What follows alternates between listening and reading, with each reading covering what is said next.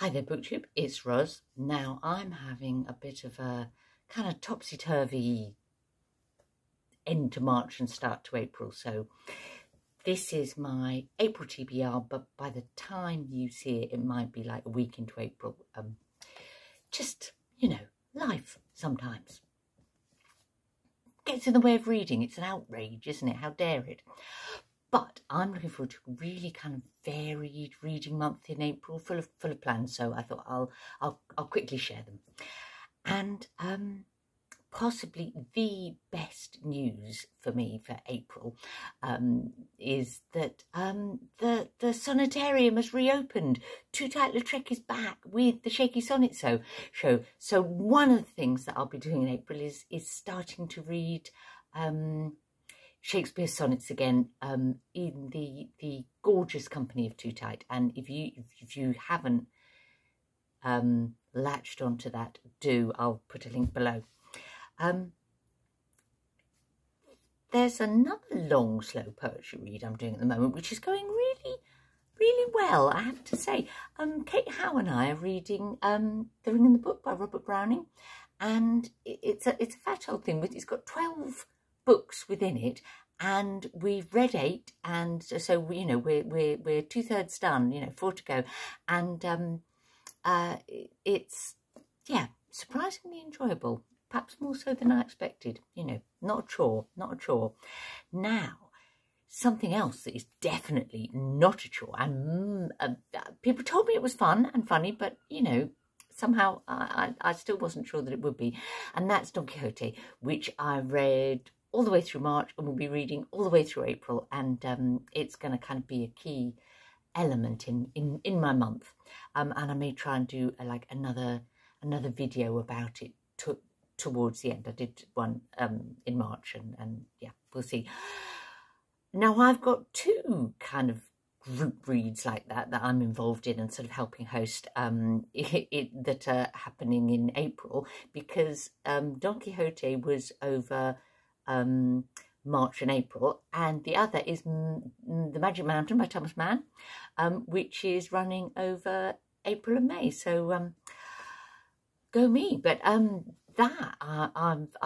by the point of recording this, I've read like the first few pages of the Thomas Mann, and I'm really excited by that. But it's not too late to join in when you see this video. Shouldn't be. Put a message in the comments if you think, oh, actually, I wish I'd jumped on the Magic Mountain train, as it were. Another sort of April and May kind of group read thing, in theory, is the LGBT books in translation book club, almost, that Jen the Librarian and Greg was supposedly fun are kind of organising. And the April-May book is a memoir from Cuba, Before Night Falls, by Reinaldo Arenas. And I do hope to read it in April, because in May I'm hoping to read what the second choice book, the one that didn't get picked, which was Disoriental, which is something that I've just had in mind to read for a while, ever since Sean the Book Maniac kind of really enthused about that, and interviewed Tina Cover, the translator. Anyway, I hope to get to both of those, but the Arenas in April. Now, April this year is the time of one of my absolute favourite events of the BookTube year, and that is Sagalong, when a brilliant bunch of people host a group read of or a sort of shared read of a read along. That's the word I'm looking for, like a read along on BookTube of an Icelandic saga. And this year it's Egil Saga, or Egil Saga, or I'm not sure how to pronounce it. And it's a real goodie. I've already read the first week's reading for it, because I read it with Tilly at the end of March so that we could make a video together. And by the time I get this one up, I think Tilly's video of the pair of us talking about the beginning of the saga should also be up. And so I will try, if it is, I will link to it. And do join in, very doable, and reading a saga is such a different and rewarding experience. There we go. Advert over. Now then, April also has some readathons, and I think I'm going to kind of dip into two. One is Aussie April, and there's a book that I've been meaning to read since everyone was enthusing about it a good sort of 18 months ago, I think. And that's The Heron by Robbie, Arnott, and Australian author. So I'm going to use Aussie April as an excuse to get to The Heron. If you've read it and enjoyed it, do remind me why I should be reading that one. The other readathon that I'm kind of going to get stuck into is the Disability Readathon, and again I'll try and link to the host, but I'm going to read a play for that for this month's Discussing Drama with Tilly, and that's Peeling by Kaite Riley. I'm going to read a book of poetry, Ultimatum Orangutan by Khairani Barokka, and if possible, oh, can you hear a scratching noise in the background? It's the cat who's scratching to be let into the bathroom so that she can have a drink of water, because there's a bowl for her there.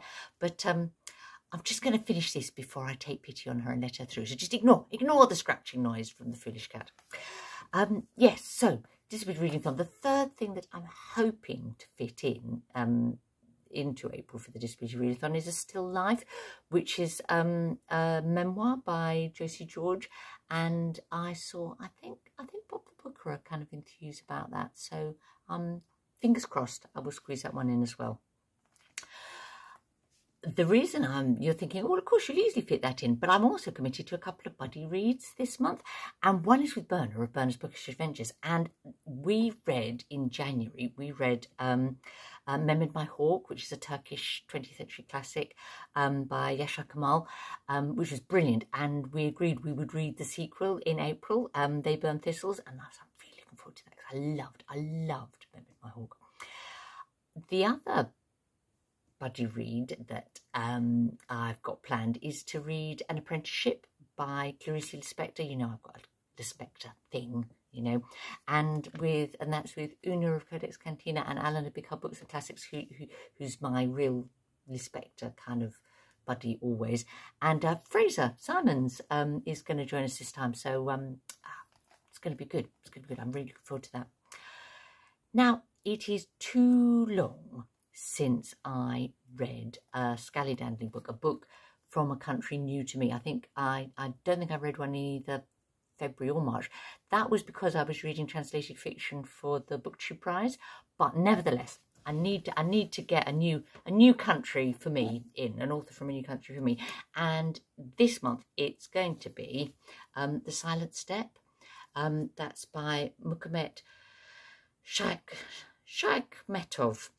And it's a memoir, again, another memoir, and he was a child and young man in a group of nomadic Kazakhs who then were forced to give up their nomadic way of life that they'd pursued for hundreds, thousands of years, and by collectivization under Stalin or under Soviet Russia, and really I think this is going to be really fascinating, although it's possibly quite dense and also quite sad.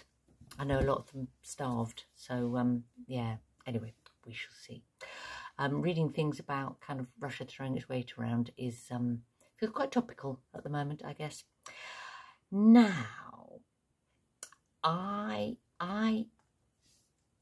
have a few other things that I'm going to fit into the month, I think.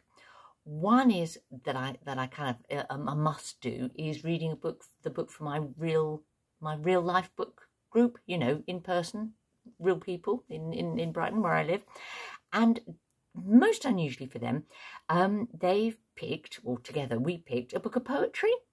And it's The Heeding by Rob Cowen, and it's quite new. Came out last year, you know, 2021.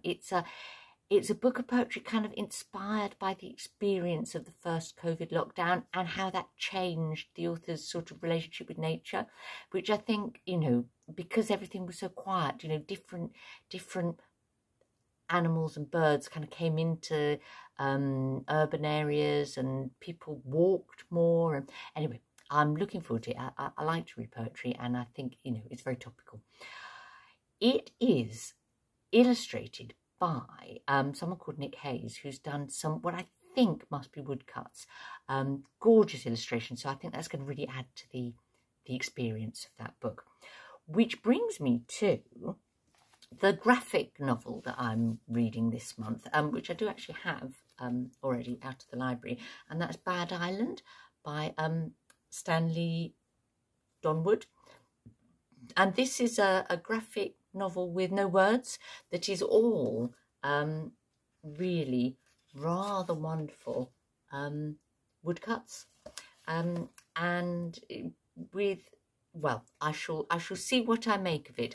I've been, as you know, I've been trying to kind of develop my appreciation of graphic novels and non-fiction, and reading books without words is part of my apprenticeship for it, you know, to make me really focus on the images rather than the text. So that's the Heeding, that's Bad Island. I also like to get in a little bit of contemporary, you know, brand new fiction if I can into a month, particularly as I'm not doing the Booktube Prize this month. So I've got two in mind that I'm going to read. One is the Slowworm Song by Andrew Miller. It's kind of set in the West Country, but about a sort of middle-aged ex-alcoholic who's dealing with his experiences as a British soldier in Ireland during Northern Ireland during the Troubles.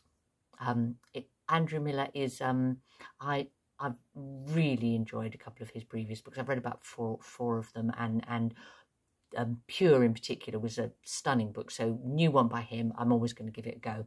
And the other one I'm going to read is Wivenhoe by Samuel Fisher, and I couldn't resist that because it's sort of dystopian book, but set in the village of Wivenhoe in Essex, which I know quite well. So that's my April plans. I think I'll fit it all in. I've got a week's holiday, and you know, if not, well, what the hell, you know, it's fun to plan. I would love to hear about your April plans, even though I know you're probably well under the way by the time I'm going to get this video up. Okay. Oh, I will do a March wrap-up with my delights and discoveries and disappointments from March. But as I say, because life's been a bit crazy last couple of weeks, that may not come out till sort of quite well on the way through April. But it doesn't matter, does it? Who cares? Who cares?